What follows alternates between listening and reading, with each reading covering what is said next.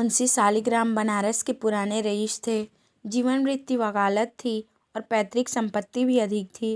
दशा अश्वमेघ घाट पर उनका वैभवान्वित गृह आकाश को स्पर्श करता था। उधार ऐसे कि 25-30 हजार की वार्षिक आय भी व्यय को पूरी न होती थी। साधु ब्राह्मणों के बड़े श्रद्धावान थे। वे जो कुछ कमाते वह स्वयं ब्रह्मभोज और साधुओं के भंडारे एवं सत्य कार्य में व्यय हो जाता। नगर में कोई साधु महात्मा आ जाए, वह मुंशी जी का अतिथि।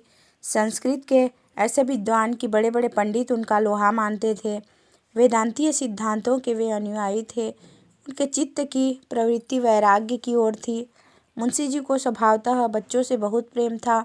मोहल्ले भर के बच्चे उनके प्रेम वारी से अभिसिंचित होते रहते थे। जब वे घर से निकलते थे तब बालकों का एक दल उसके साथ होता था। एक दिन कोई पाषाण हृदय माता अपने बच्चे को मार रही थी। लड़का बिलक बिलक कर रो रहा था। मुंशी जी से न रहा गया, दौड़े बच्चे को गोद में उठा लिया और स्त्री के सम्मुख अपना सिर झुका दिया। स्त्री ने उस दिन से अपने लड़के को न मारने की शपथ खा ली। जो मनुष्य दूसरों के बालकों का ऐसा स्नेही हो, वह अपने बालक को कितना प्यार करेगा, सो अनुमान से बाहर है। जब से पुत्र पैदा हुआ, मुंशी जी संसार के सब कार्यों से अलग हो गए।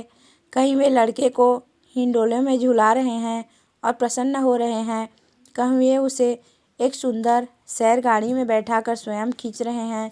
एक क्षण के लिए भी उसे अपने पास से दूर नहीं करते थे। वे बच्चे के स्नेह में अपने को भूल गए थे। सुवामा ने लड़के का नाम प्रताप चंद्र रखा था। जैसा नाम था वैसे ही उसमें गुण भी थे। वह अत्यंत प्रतिभाशाली और रूपवान था। जब वह बातें करता, सुनने वाले मुग्ध हो जाते। भव्य ललाट दमक दमक करता था। अंग ऐसे पुष्ट कि द्विगुण डील वाले लड़कों को भी वह कुछ न समझता था। इस अल्प आयु ही में उसका मुखमंडल ऐसा दिव्य और ज्ञानमय था कि यदि वह अचानक किसी अपरिचित मनुष्य के सामने आकर खड़ा हो जाता तो वह विस्मय से ताकने लगता था। इस प्रकार हंसते खेलते 6 वर्ष व्यतीत हो गए। आनंद के दिन पवन की भांति सन्न से निकल जाते हैं और पता भी नहीं चलता। वे दुर्भाग्य के दिन और विपत्ति की रातें हैं जो काटे नहीं कटती। प्रताप को पैदा हुए अभी कितने दिन हुए, बधाई की मनोहारिणी ध्वनि कानों में गूंज रही थी कि 6ठी वर्षगांठ आ पहुंची। 6ठे वर्ष का अंत दुर्दिनों का श्री गणेश था। मुंशी शालिग्राम का सांसारिक संबंध केवल दिखावटी था। वह निष्काम और निसंबंध जीवन व्यतीत करते थे। यद्यपि प्रकट वह सामान्य संसारी मनुष्यों की भांति संसार के क्लेशों से क्लेशित और सुखों से हर्षित दृष्टिगोचर होते थे, तथापि उनका मन सर्वथा उस महान और आनंदपूर्व शांति का सुख भोग करता था जिस पर दुख के झोंकों और सुख की थपकियों का कोई प्रभाव नहीं पड़ता है। माघ का महीना था। प्रयाग में कुंभ का मेला लगा हुआ था। रेलगाड़ियों में यात्री रुई की भांति भर भर कर प्रयाग पहुंचाए जाते थे। 80-80 बरस के वृद्ध, जिनके लिए वर्षों से उठना कठिन हो रहा था, लंगड़ाते लाठियां टेकते मंजिल तय करके प्रयागराज को जा रहे थे। बड़े बड़े साधु महात्मा, जिनके दर्शनों की इच्छा लोगों को हिमालय की अंधेरी गुफाओं में खींच ले जाती थी, उस समय गंगा जी की पवित्र तरंगों से गले मिलने के लिए आए हुए थे। मुंशी शालिग्राम का भी मन ललचाया। सुवामा से बोले, कल स्नान है। सुवामा, सारा मोहल्ला सूना हो गया, कोई मनुष्य नहीं दिखता। मुंशी, तुम चलना स्वीकार नहीं करती, नहीं तो बड़ा आनंद होता। ऐसा मेला तुमने कभी नहीं देखा होगा। सुवामा, ऐसे मेले से मेरा जी घबराता है। मुंशी, मेरा जी तो नहीं मानता। जब से सुना कि स्वामी परमानंद जी आए हैं, तब से उनके दर्शन के लिए चित्त उद्विग्न हो रहा है। सुवामा पहले तो उनके जाने पर सहमत न हुई, पर जब देखा कि यह रोके न रुकेंगे, तब विवश होकर मान गई। उसी दिन मुंशी जी 11 बजे रात को प्रयागराज चले गए। चलते समय उन्होंने प्रताप के मुख का चुंबन किया और स्त्री को प्रेम से गले लगा लिया। सुवामा ने उस समय देखा कि उनके नेत्र सजल हैं। उसका कलेजा धक से हो गया, जैसे चैत्र मास से में काली घटाओं को देखकर कृषक का हृदय कांपने लगता है। उसी भांति मुंशी जी ने नेत्रों का अश्रुपूर्ण देखकर सुआमा कंपित हुई। अश्रु की वे बूंदें वैराग्य और त्याग का अगाध समुद्र थी। देखने में वे जैसे नन्हे जल के कण थी, पर थी वे कितनी गंभीर और विस्तीर्ण। उधर मुंशी जी घर के बाहर निकले और इधर सुआमा ने एक ठंडी सांस ली।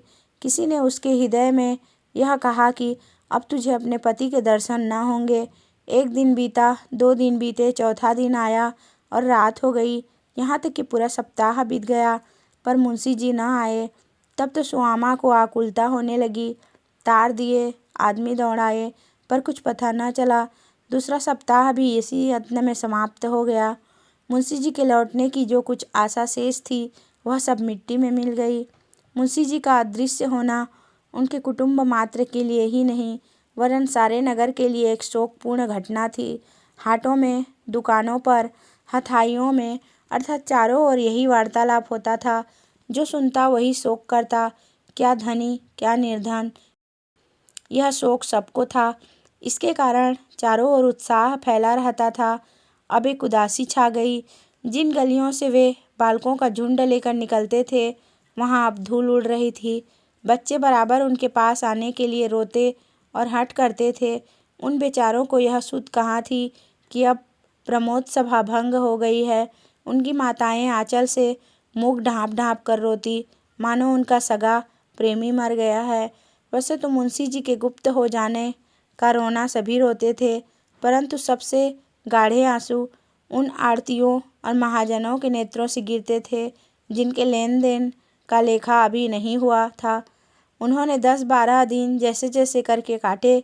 पश्चात एक एक करके लेखा के पत्र दिखाने लगे। किसी ब्राह्मण भोज में 100 रुपये का घी आया है और मूल्य नहीं दिया गया। कहीं से 200 का मैदा आया हुआ है। बजाज का सहस्त्रों का लेखा है। मंदिर बनवाते समय एक महाजन के 20 सहस्त्र ऋण लिया था, वह अभी वैसे ही पड़ा हुआ है। लेखा की तो यह दशा थी, सामग्री की यह दशा की एक उत्तम गृह और तत्संबंधिनी सामग्रियों के अतिरिक्त कोई वस्तु न थी जिससे कोई बड़ी रकम खड़ी हो सके। भू संपत्ति बेचने के अतिरिक्त अन्य कोई उपाय न था जिससे धन प्राप्त करके ऋण चुकाया जाए। बेचारी सुआमा सिर नीचा किए हुए चटाई पर बैठी थी और प्रतापचंद्र अपने लकड़ी के घोड़े पर सवार आंगन में टक टक कर रहा था कि पंडित मोटेराम शास्त्री, जो कुल के पुरोहित थे, मुस्कुराते हुए भीतर आए। उन्हें प्रसन्न देखकर निराश सुआमा चौंक कर उठ बैठी कि शायद यह कोई शुभ समाचार लाए हैं। उनके लिए आसन बिछा दिया और आशा भरी दृष्टि से देखने लगी। पंडित जी आसन पर बैठे और सूंघनी सूंघते हुए बोले, तुमने महाजनों का लेखा देखा? सुआमा ने निराशापूर्ण शब्दों में कहा, हाँ देखा तो। मोटेराम, रकम बड़ी गहरी है। मुंशी जी ने आगा पीछा कुछ न सोचा, अपने यहाँ कुछ हिसाब किताब न रखा। सुआमा, हाँ अब तो यह रकम गहरी है, नहीं तो इतने रुपये क्या एक एक भोज में उठ गए हैं। मोटेराम, सब दिन समान नहीं बीतते। सुआमा, अब तो जो ईश्वर करेगा सो होगा, क्या कर सकती हूँ। मोटेराम, हाँ ईश्वर की इच्छा तो मूल ही है, मगर तुमने भी कुछ सोचा है। सुआमा, हाँ गांव बेच डालूंगी। मोटेराम, राम राम, यह क्या कहती हो? भूमि बिक गई तो फिर बात क्या रह जाएगी। मोटेराम, भला पृथ्वी हाथ से निकल गई तो तुम लोगों का जीवन निर्वाह कैसे होगा। सुआमा, हमारा ईश्वर मालिक है, वही बेड़ा पार करेगा। मोटेराम, यह तो बड़े अफसोस की बात होगी कि ऐसे उपकारी पुरुष के लड़के बाले दुख भोगे। सुआमा, ईश्वर की यही इच्छा है तो किसी का क्या बस।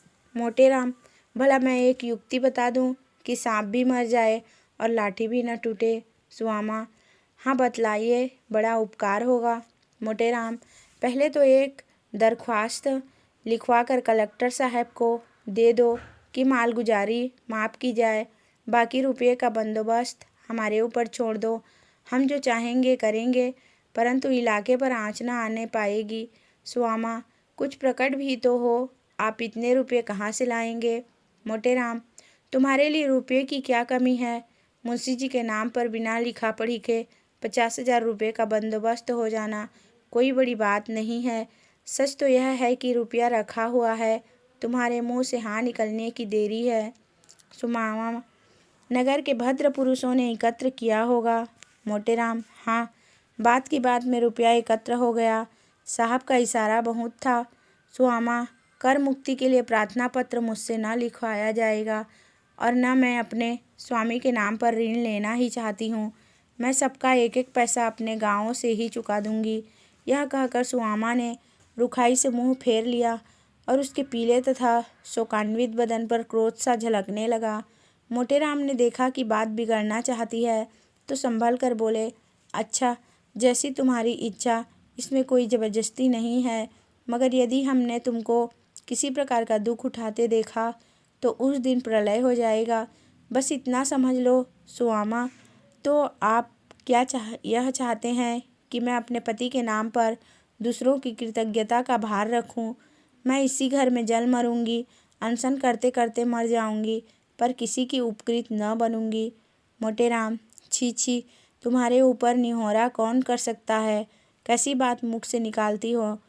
ऋण लेने में कोई लाज नहीं। कौन रईस है जिस पर 1,00,000 2 लाख का ऋण न हो? सुआमा: मुझे विश्वास नहीं होता कि इस ऋण में निहोरा है। मोटेराम: सुआमा, तुम्हारी बुद्धि कहाँ गई? भला सब प्रकार के दुख उठा लोगी, पर क्या तुम्हें इस बालक पर दया नहीं आती? मोटेराम की यह चोट बहुत कड़ी लगी। सुआमा सजल नयन हो गई। उसने पुत्र की ओर करुणा भरी दृष्टि से देखा। इस बच्चे के लिए मैंने कौन कौन सी तपस्या नहीं की। क्या उसके भाग्य में दुख ही बदा है, जो अमोला जलवायु के प्रखर झोंकों से बचाता जाता है, जिस पर सूर्य की प्रचंड किरणें न पड़ने पाती थी, जो स्नेह सुधा से अभी सिंचित रहता था, क्या वह आज इस जलती हुई धूप और इस आग की लपट में मुरझाएगा?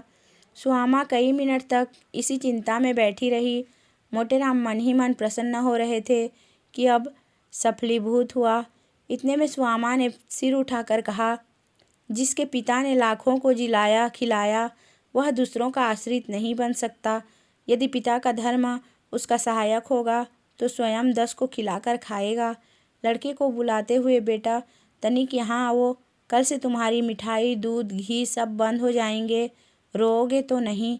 यह कहकर उसने बेटे को प्यार से बैठा लिया और उसके गुलाबी गालों का पसीना पोंछकर चुंबन कर लिया। प्रताप: क्या कहा? कल से मिठाई बंद होगी? क्यों, क्या हलवाई की दुकान पर मिठाई नहीं है? सुआमा: मिठाई तो है, पर उसका रुपया कौन देगा? प्रताप: हम बड़े होंगे तो उसको बहुत सा रुपया देंगे। चल, टक टक, देख माँ कैसा तेज घोड़ा है। सुआमा की आंखों में फिर जल भर आया। हाँ हंत, इस सौंदर्य और सुकुमारता की मूर्ति पर अभी से दरिद्रता की आपत्तियाँ आ जाएगी। नहीं नहीं, मैं स्वयं सब भोग लूँगी, परंतु अपने प्राण प्यारे बच्चे के ऊपर आपत्ति की परछाई तक न आने दूंगी। माता तो यह सोच रही थी और प्रताप अपने हठी और मुँह जोर घोड़े पर चढ़ने में पूर्ण शक्ति से लीन हो रहा था। बच्चे मन के राजा होते हैं। अभिप्राय यह कि मोटेराम ने बहुत जाल फैलाया, विविध प्रकार का वाक्य चातुर्य दिखलाया, परंतु सुआमा ने एक बार नहीं करके हाँ न की। उसकी इस आत्मरक्षा का समाचार जिसने सुना, धन्य धन्य कहा। लोगों के मन में उसकी प्रतिष्ठा दुनी हो गई। उसने वही किया जो ऐसे संतोषपूर्ण और उदार हृदय मनुष्य की स्त्री को करना उचित था। इसके 15वें दिन इलाका नीलामी पर चढ़ा। 50 सहस्त्र रुपये प्राप्त हुए। कुल ऋण चुका दिया गया। घर का अनावश्यक सामान बेच दिया गया। मकान में भी सुआमा ने भीतर से ऊंची ऊंची दीवारें खिंचवाकर 2 अलग अलग खंड कर दिए। एक में आप रहने लगी और दूसरा भाड़े पर उठा दिया।